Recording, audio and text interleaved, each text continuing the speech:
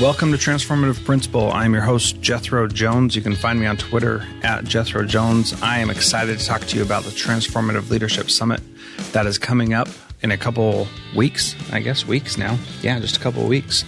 And today on the podcast, I have David Smith, who is one of the people that's also going to be on the Transformative Leadership Summit. Also, I have Brian Edmister, Destry Brown, who you might remember from the school district where the students investigated a new principal and then she resigned. He's the superintendent of that district, so pretty powerful stuff. Zaretta Hammond, Cindy Couchman, Kimberly Miles, Sylvia Denko, Katie Kinnaman, and Amy Fast. And so that's just some of the people that are going to be part of the Transformative Leadership Summit. Please be sure to sign up for that at transformativeleadershipsummit.com. Welcome to Transformative Principal. Going to be a great conversation today with David Smith, who is the Leader Effectiveness Specialist in Utah, and what a great conversation. We talk about a lot of things, and I hope that you really enjoy this. This is the part 2 of our conversation, and we talk really a lot about how to create effective leaders, and especially teacher leaders. That's what the real focus is, and what you can do and how you can do that as a principal. And I think that is so important. So please enjoy this and take some notes. And if you don't have what I've previously called a building leadership team, but what I'm now going to call an instructional leadership team at your school, then definitely consider setting one of those up. And if you need help doing that, feel free to connect with me and I'll help you out. It is such a powerful thing that I have been a part of in every school that I've been a leader in. And it is really a powerful thing and definitely something you want to take advantage of. So let me know if you need help doing that and I'll be happy to help you out. Also, please share this with someone who could benefit from learning how to cultivate effective teacher leaders. Thanks so much and have a wonderful time listening to this interview. Now, there are other models that can work where the principal can still delegate some responsibilities and still be the instructional leader in the school. Like the next model that I was going to talk about is the teacher leadership model, which is really a very, very good model where the principal forms a team of teachers who are leaders in the school, either by virtue of their expertise or by virtue of mainly their expertise, but by virtue of their teaching ability, their influence in the school. You form a group of leaders, and they would be from every section of the school. So in an elementary, you would have someone from every grade. In a middle school, a high school, junior high, you would have someone from every department, probably the department chairs. And if the department chairs aren't instructional leaders in their departments, then you probably need to either get them to be instructional leaders or, get someone who can be an instructional leader. So we shouldn't just choose for department chair the person who's been there the longest? No. I know that's the model, but no, definitely not. I mean, that's not a good model. Yeah. I mean, that goes back, Jethro, to our whole model of compensation, which is another conversation. The people who have been around the longest get paid the most, but that's a conversation for another day. But forming this leadership team, which is an instructional leadership team, that their focus is solely on making certain that instruction in the school is happening. So they're looking at data, they're looking at instructional practices in the school, they're talking about ways that they can improve things, and then they go back and work with their teams. They do all the things that professional learning communities do. Now, I realize that professional learning communities is becoming somewhat of a bad word out there. In fact, I saw this kind of informal study that someone had done last night that showed that the term professional learning communities is among the 6 most hated phrases among teachers in Not all too of surprising. education.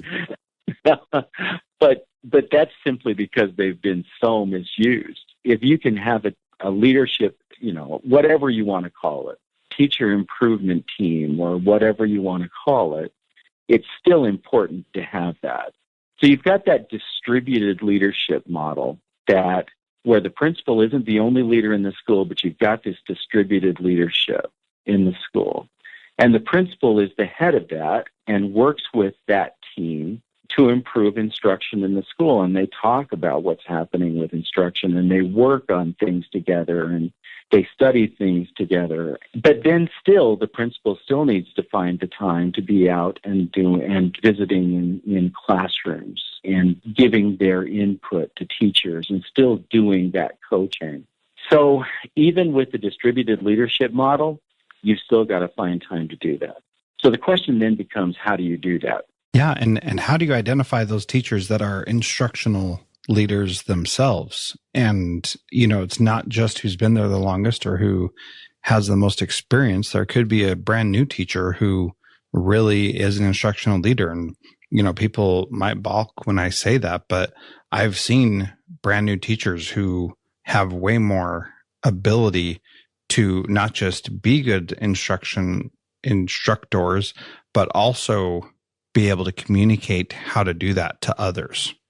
See, I think you have to create that kind of a culture where what is valued is expertise. What is valued is that you know what you're doing and you're able to communicate that to others, and where leadership becomes a function of what you can do in a classroom.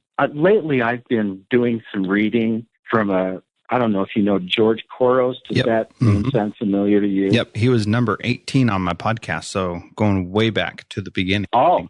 Yeah, very good episode. Awesome. Yeah.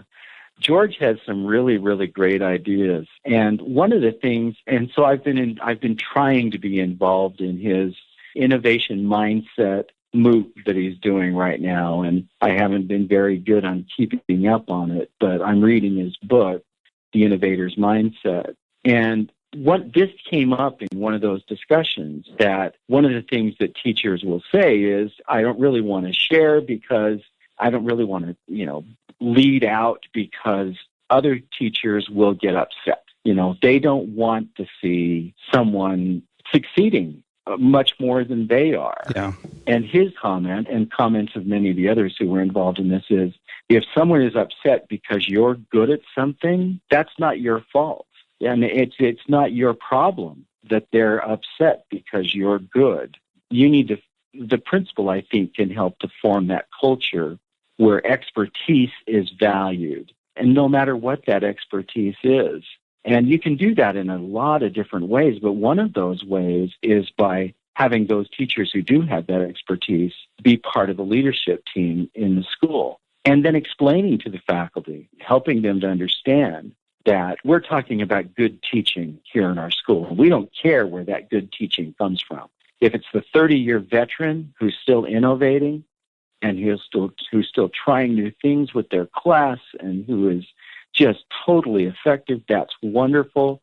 If it's the second-year teacher who came out of college with all kinds of great ideas and is actually implementing them and growing as a teacher, then we value that. You've got to create that team feeling of educational excellence, and that we don't care where it comes from, and try to get rid of the professional jealousies that sometimes crop up when someone is the leader and they don't have as much experience as someone else. Experience, in my experience, doesn't necessarily lead to instructional expertise. So you have to find those leaders. And I was thinking, as you were talking about, how do you find them? Do you ask everybody else who is at the school who the best teacher is? And if the culture isn't there already to be observing each other, they're not even going to know the answer to that question, right? That's right. That's right. Yeah, so you probably need to spend some time working on that culture, spending time in your faculty meetings, focusing on instruction, not focusing on the administrivia. When I was a principal, I always said, if there's something I can put in a bulletin, we will never talk about it at faculty meeting. Yeah, amen. And we'll spend time and And so, so we would focus on instruction in our faculty meetings, and we'd work together on projects and, unpack the curriculum and talk about teaching to the standards and we did book studies, like when Marzano's book about classroom practices that work. I can't remember the exact title, but we did a book study of that. And then we had expectations. And anyway, I could go on. But, those are the kind of things that you have to do to start creating that culture that what we value in this school is instruction and instructional expertise, and that we feel like every teacher can attain that. Oh, you have to, but in order to find those leaders, you have to have those conversations, but you also have to be out in the school. You've got to find those teachers, and your leadership team has to find those teachers. And what I mean by leadership team at this point is your principal and your assistant principals, if you don't know who the leaders among your faculty are and the ones who have that instructional expertise, who you want to be leaders. You've got to be able to find them. If you're an elementary principal, I would be asking your supervisors to come and help you. There's this emerging body of research, Jethro, that is talking about the role of the principal supervisor and the whole idea of helping principals to develop their expertise as instructional leaders. And that literature is saying that in principal supervisors need to be coaching principals. And one of the ways they do that is by coming into the school and going to classrooms with the principal and then discussing the instruction in the classroom with the principal. So that's then assuming that principal supervisors are people who recognize good instruction as well. I know in one of our school districts, the Salt Lake City School District, there's a person in their HR department whose responsibility is evaluation, and he goes out with teams of principals. He doesn't necessarily supervise principals, but he works with principals. So he'll go out with teams of principals, and they'll visit classrooms in some school. They'll all sit and watch the same lesson. They'll all take notes. They'll all do some rating. And then they'll go back and discuss what they saw and discuss what their ratings were and talk about what kind of instruction they saw. And so, those kind of professional development things help principals to recognize great instruction when they see it. So there's that step also, that step of having great principal supervisors who can be coaches to principals who can then coach their teachers. So finding those leaders, you've got to be in the classrooms. You've got to be watching what they do. You've got to be talking to people. You've got to be paying close attention to the kind of calls you get from parents, to the kind of comments you get from parents. Maybe being out in the halls and during parent-teacher conferences and stopping and talking with parents and asking them how things went and what they think about the instruction. But most importantly, being in those classrooms and seeing what's going on and then recognizing that expertise.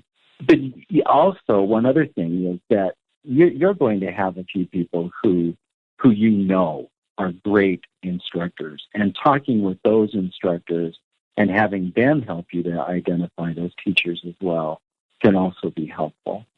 Yeah, one of the challenges with the idea of having teacher leaders is that teachers already have a lot on their plate.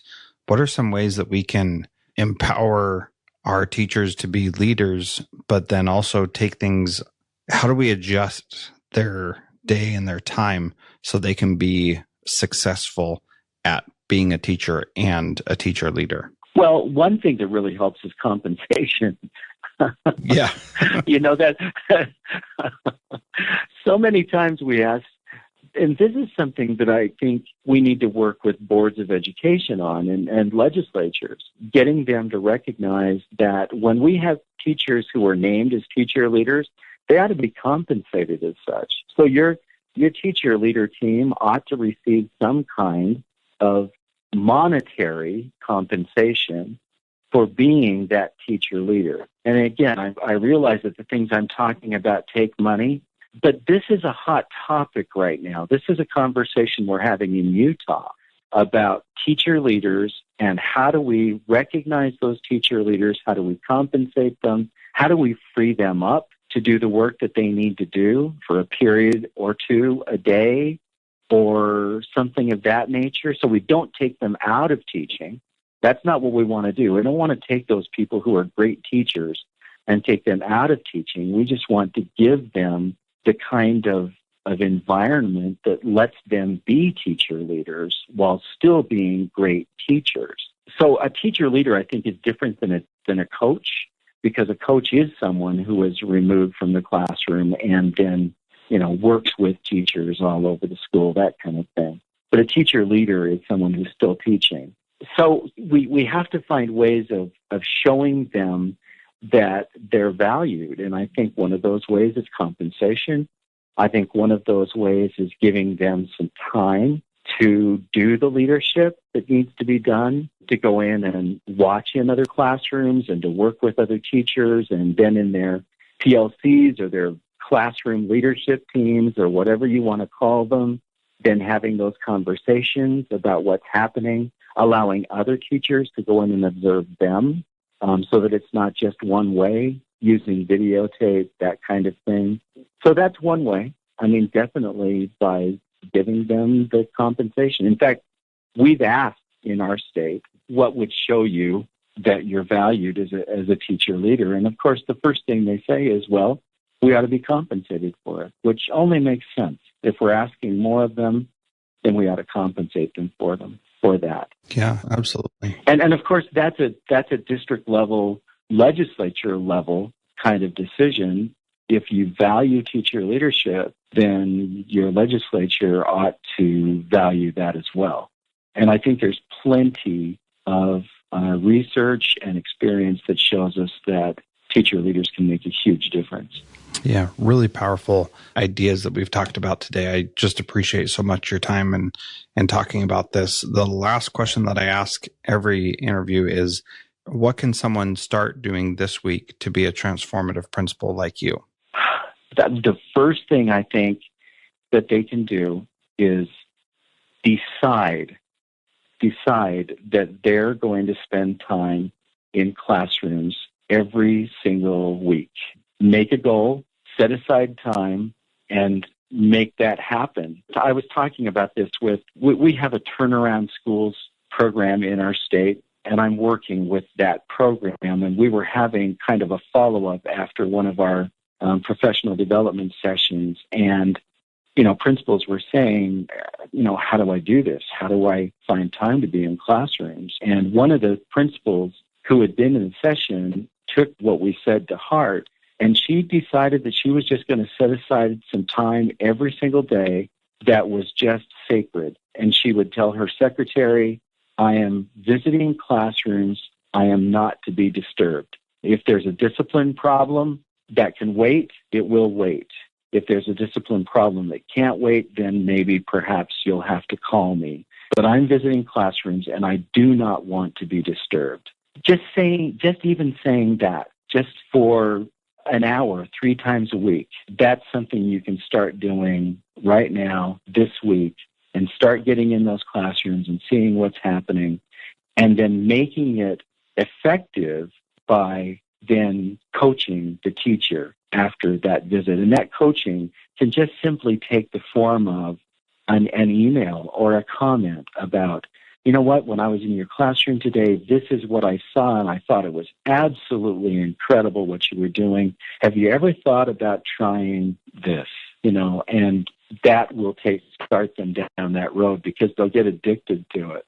I think that is great advice, and that is definitely something. When I came to Kodiak Middle School new, I did that and got into 3 classrooms every day. That was how I set that goal. It was not necessarily time, but make sure I'm in 3 different classrooms. And some days because of all the administrivia, I was only able to be there for, 5 minutes, but I was there and was able to see something. And I think that, what you said is very important. Being there every single day is valuable. Oh, I agree. I think it's a big slap in the face to a principal when you go into a classroom and everybody turns around and is like, what's he doing in here? And the teacher stops and says, did you need something from me? And that's when I know I failed, that I haven't been in classrooms very much. That is so true. But if on the other hand you walk in and nobody even notices you're there, yeah, you're starting to you're starting to make a difference. Yep. You know, that's awesome. Yeah. Well, thank you so much. How can people learn more from you and connect with you online? Well, I tweet at Math David Utah. I'm keeping that moniker, even though I still have a great love for math, and I always will. And that's okay. So yeah. In fact, what I'm trying to do is to marry my two interests. You know, I'm trying to work with principals on observing in math classes. I've been working with our math people on some look-fors in math classes. Anyway, so at Math David Utah, that's my Twitter. I just started a new blog that's mathdavidutah.wordpress.com, which is going to be about leadership, but also about mathematics and other topics as well. I've only posted one post so far, but there will be other posts there as well. If they want to keep up on what we're doing with educator effectiveness in our state, they can just go to our state website, which is schools.utah, spelled out UTAH.gov, and then look under the departments tab and find educator effectiveness, and they can see what we're doing there. Cool. Well, thank you again so much for your time, and I'm glad that we're able to chat about these important topics and learn how to be better leaders ourselves and help our teachers be better leaders as well. Thank you very much, David. Well, and thank you for the opportunity, Jethro. It's great to talk with you again, and all the best to you as you move on to Fairbanks. Congratulations on the new position. Thank you very much. Appreciate it. That was a great interview with David. I'm really glad that he took the time to chat with me. Coming up here in just about less than a month, we have the Transformative Leadership Summit, and please make sure that you attend that. Go to transformativeleadershipsummit.org or .com, transformativeleadershipsummit.com to sign up for that. And I hope that you enjoy learning about the different ways to make the school experience better for all the different stakeholders. And today we talked a little bit about making it better for the teachers by giving them leadership opportunities. And I hope that you take a moment to register for that and be part of that, and share this podcast with someone you love. Have a great week. Transformative Principal is a proud member of the Education Podcast Network. Podcasts for educators by educators. Visit edupodcastnetwork.com for more great podcasts.